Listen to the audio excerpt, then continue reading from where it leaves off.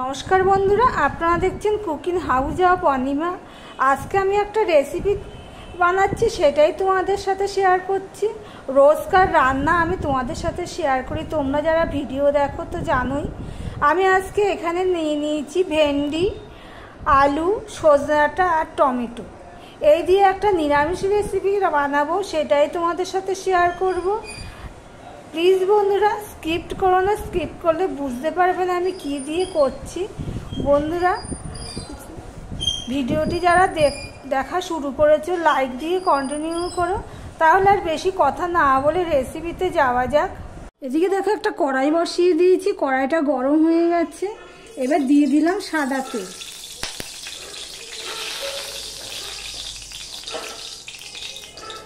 দিয়ে দিলাম অল্প একটুখানি নুন।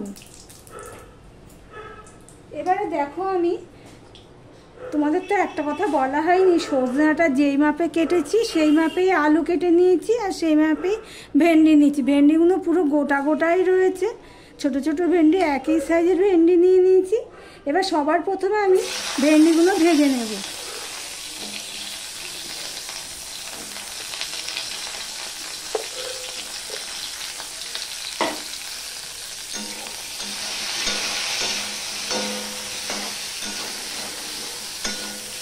দেখো বন্ধুরা ভেন্ডিটা ভেজে হয়ে গেছে, পর তুলে নিয়েছি। ভেন্ডিটা আমি সাদা তেলে ভেজেছি, এবার আমি সর্ষের তেল দিয়ে দেব।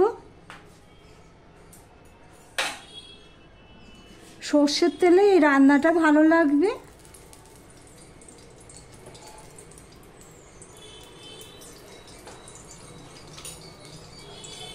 এবারে দেখো নিয়ে নিয়েছি পাঁচফোড়ন, পাঁচফোড়নটা আমি দিয়ে দিলাম।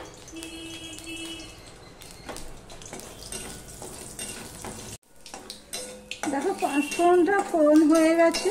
খুব ইজি রান্না, খেতে খুব স্বাদ হয়, গরমের উপযোগী একটা রেসিপি। এবার আমি দিয়ে দিচ্ছি আলু আর সজনে ডাঁটা। সজনে ডাঁটাগুলো বেশ মোটা মোটা আছে, সেই জন্য আমি একসাথেই দিয়ে দিলাম। না হলে আলুটা আগে ভেজে নিয়ে তারপর সজনে ডাঁটা দিতাম। সম্পূর্ণটা মিশিয়ে নিয়ে গ্যাসের ফ্লেমটা লো টু মিডিয়ামে নিয়ে আমি এটা করতে থাকবো। দেখতে থাকো বন্ধুরা। ঢাকা দিয়ে আমি 1 মিনিটের মতন আমি রান্না করে নিয়েছি। এবার দিয়ে দিচ্ছি হলুদ,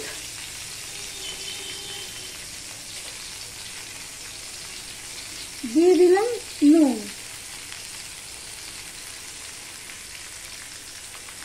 আর দিয়ে দিলাম একটা টমেটো কেটে রেখেছিলাম সেই টমেটোটা। এবার সম্পূর্ণটা আমি মিশিয়ে নিচ্ছি, দেখতেই পাচ্ছ।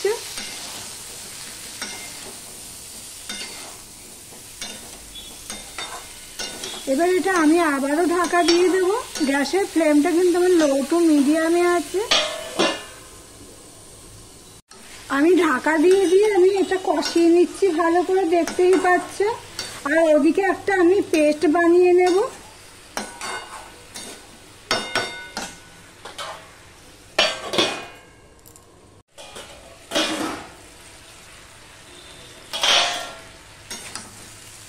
এখানে আমি একটুখানি মশলা দিচ্ছি, দেখতে থাকো।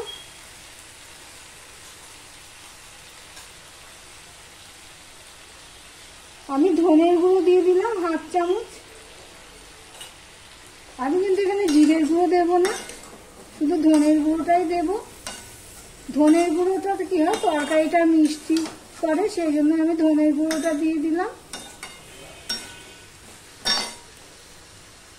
এবার আমি অল্প জল দিয়ে দেবো ডাঁটাটা সিদ্ধ হওয়ার জন্য।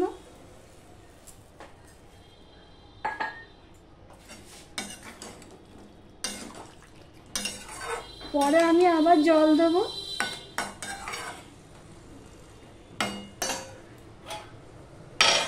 ঢাকা দিয়ে দিলাম। এটা হতে থাক, ততক্ষণে আমি একটা বাটনা বেটে নেব শিলনোড়াতে। আমি নিয়ে নিয়েছি সর্ষে নিয়ে নিয়েছি, পোস্ত নিয়ে নিয়েছি, আর নিয়ে নিয়েছি তিল। তিলের পরিমাণটা একটু আমি বেশি নিয়েছি, আর কাঁচা লঙ্কা নিয়ে নিয়েছি। তিলের পরিমাণটা বেশি নিয়েছি, গরম পড়েছে তো তিলটা নিতেই ঠান্ডা, পেটের পক্ষেও ভালো, সেজন্য আমি তিলটা একটু বেশি নিয়েছি। এইভাবে একবার ট্রাই করে দেখো বন্ধুরা। এবার আমি এটা একটা বেটে একটা বাটিতে তুলে নেব, দেখতে থাকো বন্ধুরা।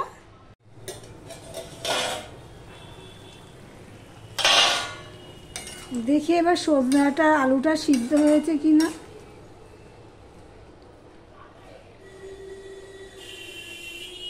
আলুটা সিদ্ধ মোটামুটি হয়েছে 80% মতো, সজনে ডাঁটাটাও তাই। এই অবস্থায় আমি দিয়ে দিচ্ছি ভেন্ডিগুলো, ভাজা ভেন্ডি দিয়ে দিলাম।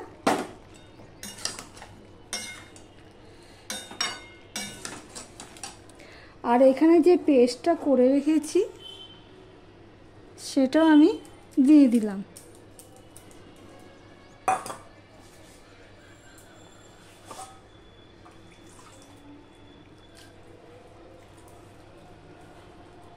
এই গরমে একবার অন্তত তোমরা ট্রাই করে দেখতে পারো, খুবই স্বাদ হয় আর খুবই উপকারী মশলা ছাড়া। পোস্তটাও পেটে ঠান্ডা করে আর তিলটাও তাই। দেখো বন্ধুরা, তোমাদের সাথে কথা বলতে বলতে মিশিয়ে দিচ্ছি। আর আমার ভিডিওটি যারা দেখছো সাবস্ক্রাইব করোনি তাদেরকে বলবো সাবস্ক্রাইব করে পাশে থাকার জন্য। আর পুরনো বন্ধুদের তো অসংখ্য ধন্যবাদ আর এইভাবে আমার পাশে থাকার জন্য, সুন্দর সুন্দর কমেন্ট করার জন্য। এবার আমি ঢাকা দিয়ে 3 থেকে 4 মিনিট ফুটিয়ে নেব। আমি প্রায় 3 মিনিট পর তোমাদের সামনে আসছি। দেখো বন্ধুরা, নিশ্চয়ই এতক্ষণে সিদ্ধ হয়ে গেছে, যেটুকুনি সিদ্ধ বাকি ছিল। দেখো ভেন্ডিগুলো কিন্তু ঘেটে যায়নি, কেন বলো তো, ওটা ভেজে নিয়েছিলাম তাই। এবার দেখছি আলুটা সিদ্ধ হয়েছে কিনা। আলুটা সিদ্ধ হয়ে গেছে। এবার ডাঁটাটা সিদ্ধ হয়েছে নাকি দেখবো। ডাঁটাটাও সিদ্ধ হয়ে গেছে, দেখতেই পাচ্ছে।